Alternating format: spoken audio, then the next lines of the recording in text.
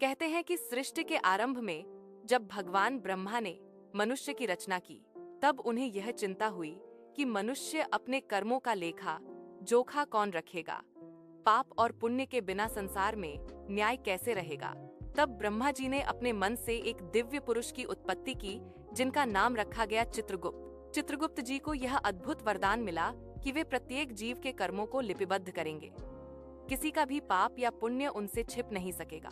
उन्होंने धर्मराज यम के सहयोगी के रूप में कार्यभार संभाला और यमलोक में एक ऐसा अद्भुत दरबार बनाया जहां हर आत्मा के कर्मों का लेखा स्पष्ट दिखाई देता था, जैसे किसी अदृश्य पट पर स्वयमेव लिखे जा रहे हों। यमलोक उस दिन अद्भुत आलोक से प्रकाशित था। दिवाली का पर्व बीत चुका था और अगले दिन यम द्वितीया आने वाली थी। चित्रगुप्त जी अपने दरबार में बैठे थे। सामने सुवर्ण अक्षरों से दमकते कर्म पुस्तक खुले थे। देवदूत क्रम से आत्माओं को लेकर आ रहे थे। कोई अपने पुण्य से प्रसन्न था, कोई पाप से कांप रहा था। चित्रगुप्त जी ने शांत स्वर में कहा, धर्म ही आत्मा का सबसे बड़ा धन है। जिसने इसे खो दिया, उसने सब कुछ खो दिया। इतना कहते ही एक देवदूत ने प्रणाम करते हुए सूचना दी, महाराज, आज धर्मराज यम स्वयं आपसे मिलने आने वाले हैं। चित्रगुप्त जी मुस्कुराए, जानता हूँ, हर यम द्वितीया से पहले वे अपने कर्मलेख देखने आते हैं। आज उनकी बहन यमुना भी उनके साथ आएंगी। यमलोक के द्वार पर पुष्पवृष्टि हो रही थी। यमुना जी अपनी दिव्य सवारी पर नीले वस्त्रों में मनोहर रूप में आई। उनके साथ धर्मराज यम काले वस्त्रों में गंभीर मुखमंडल लिए हुए आगे बढ़े। चित्रगुप्त जी ने दोनों का स्वागत करते हुए कहा, आप दोनों का स्वागत है। यह दिन युगों से यम द्वितीया के नाम से पूजित है। यह वह दिन है जब भाई बहन का प्रेम मृत्यु से भी महान हो जाता है। यमुना ने विनम्रता से कहा, चित्रगुप्त देव, मुझे आज यह जानना है कि क्या प्रेम भी कर्म की तरह अमर होता है। चित्रगुप्त जी ने अपनी कर्म पुस्तक खोली और बोले, जिस प्रेम में स्वार्थ न हो वह अमर होता है। उसी का फल यम द्वितीया है, जहां बहन के स्नेह से मृत्यु भी ठहर जाती है। यम ने हंसकर कहा, बहन, आज मैं तेरे घर नहीं आया, तेरे हृदय में आया हूँ और चित्रगुप्त जी इस प्रेम का साक्षी हैं। चित्रगुप्त जी ने अपनी कलम उठाई और एक दिव्य पृष्ठ पर यम और यमुना के नाम लिखे।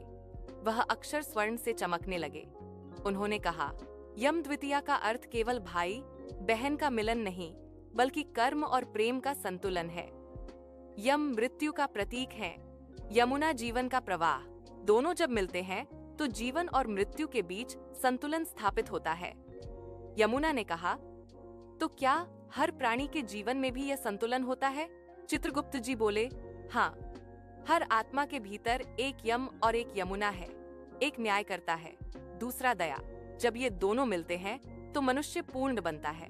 उसी समय एक आत्मा यमलोक में पहुंची। वह आत्मा एक साधारण किसान की थी, नाम था गोपाला। उसने हाथ जोड़कर कहा, प्रभु, मैंने जीवन भर मेहनत की, दूसरों की सहायता की, परंतु एक बार मैंने झूठ बोला। क्या इसके कारण मुझे नरक मिलेगा? चित्रगुप्त जी ने उसकी कर्म पुस्तक खोली। उन्होंने देखा उसके पुण्य कर्म उसके पाप से कहीं अधिक थे, परंतु वह एक झूठ उसे अब तक खाए जा रहा था। चित्रगुप्त जी ने कहा, सच्चा प्रायश्चित सबसे बड़ा पुण्य है। जिसने अपने अपराध को स्वीकार कर लिया, उसने आधा पाप त्याग दिया। यम ने कहा, चित्रगुप्त, आज यम द्वितीया का दिन है। इस दिन क्षमा और प्रेम की शक्ति मृत्यु पर भारी होती है। और उसी क्षण गोपाला की आत्मा प्रकाश में विलीन हो गई। यमुना ने पूछा, चित्रगुप्त देव, क्या मनुष्य को अपने कर्मों से कभी मुक्ति मिल सकती है? चित्रगुप्त जी मुस्कुराए, कर्म का अर्थ केवल बंधन नहीं है, यह आत्मा की यात्रा है। जो कर्म को समझ लेता है वह मुक्त हो जाता है, पर जो केवल फल चाहता है वह बौंध जाता है। उन्होंने आगे कहा, यम द्वितीया इसी शिक्षा का दिन है, जहां हम अपने संबंधों में फल नहीं, प्रेम देखते हैं। भाई बहन का यह बंधन न स्वार्थ से जुड़ा है, न भय से, यह केवल स्नेह से बंधा है। चित्रगुप्त जी ने देखा कि यमलोक में अनगिनत दीपक जल उठे। देवदूत पुष्प बिखेर रहे थे और आत्माएं प्रसन्नता से झूम रही थीं। यमुना ने अपने हाथों से यमराज के चरण धोए और उन्हें तिलक लगाया। यमराज ने कहा, बहन, आज से जो भाई अपनी बहन के घर इस दिन आएगा और उससे तिलक करवाएगा, उसे अकाल मृत्यु का भय नहीं रहेगा। चित्रगुप्त जी ने इस वचन को अपने लेख में अंकित किया और उसी क्षण एक दिव्य घोषणा हुई, यम द्वितीया का यह व्रत सदा सर्वदा मनुष्य जाति में अमर रहेगा। जब यह लीला समाप्त हुई, ब्रह्मा जी स्वयं यमलोक पहुंचे। उन्होंने कहा, चित्रगुप्त, आज तुम्हारे कारण यह जगत कर्म का रहस्य समझ पाया, इसलिए आज से पृथ्वी लोक में लोग तुम्हारी पूजा भी करेंगे। चित्रगुप्त जी ने विनम्र होकर कहा, प्रभु, मैं तो केवल लेखा रखता हूँ, पूजनीय तो आप हैं। ब्रह्मा जी बोले, नहीं चित्रगुप्त, तुम न्याय का प्रतीक हो। जो तुम्हें पूजेगा वह अपने कर्मों में सच्चाई और धर्म का पालन करेगा। और उसी दिन से कार्तिक शुक्ल द्वितीया यानी यम द्वितीया के दिन चित्रगुप्त पूजन का आरंभ हुआ। चित्रगुप्त जी के 12 पुत्र थे, जिन्हें कायस्थ कहा गया। उनमें से प्रत्येक ने धर्म, लेखन और विद्या का प्रसार किया। उन्होंने वेद, शास्त्र और नीति के ग्रंथों की रचना की।